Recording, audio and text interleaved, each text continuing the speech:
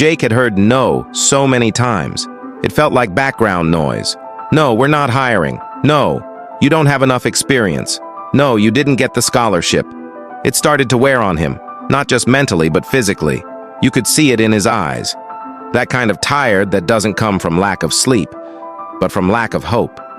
He applied to dozens of places, waited for emails that never came, checked his phone like it owed him something. He'd started to believe maybe the world had already made up its mind about him. Until it was raining.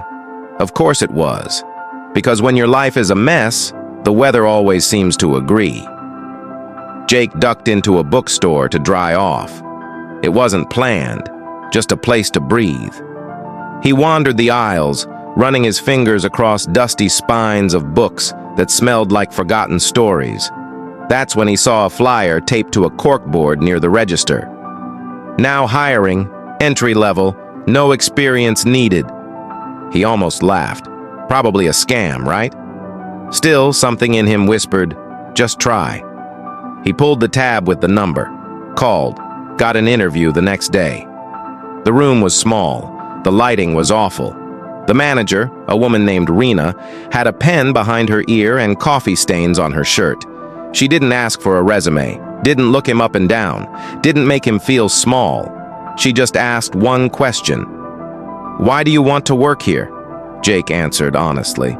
Because I'm tired of hearing no, and I think I'd be good at this if someone just gave me a shot.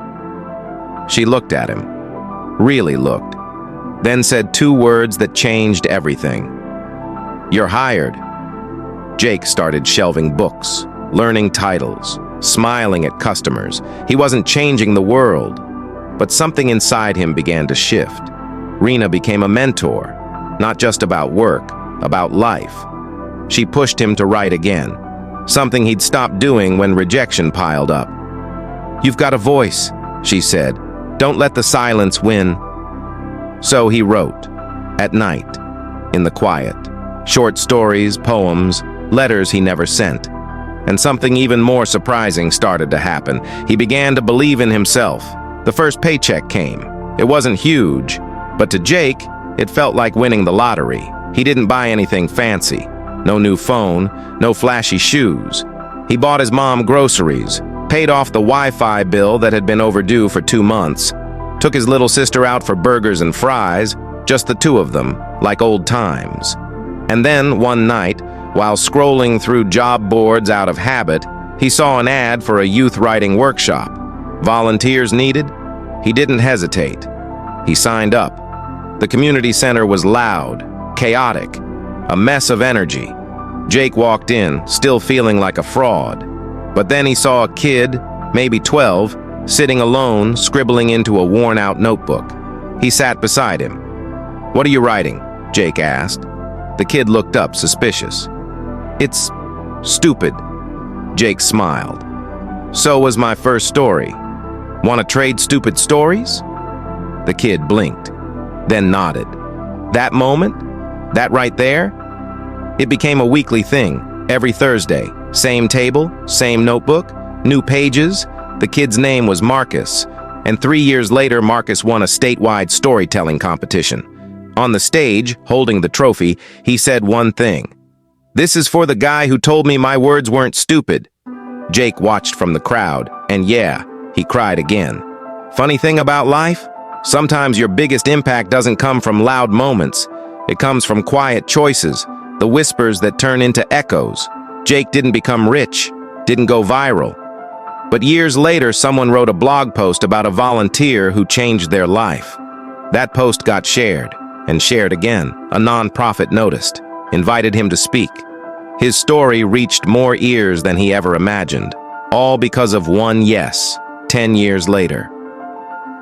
Jake stands backstage at a university auditorium, hundreds of students in the crowd. He's not nervous this time. The host introduces him. Please welcome author, mentor, and speaker, Jake Hernandez. He walks out, smiles, then says, I'm not here because I was special. I'm here because someone said yes to me, and I said yes to myself. He pauses, looks around. You don't need 10 chances, just one moment of courage, One person who believes, or sometimes just one yes. So if you're watching this right now, and you're waiting for someone to say yes, or for a sign, or for something to finally break through, this is it. This is your moment. Maybe this is your yes. Drop a comment.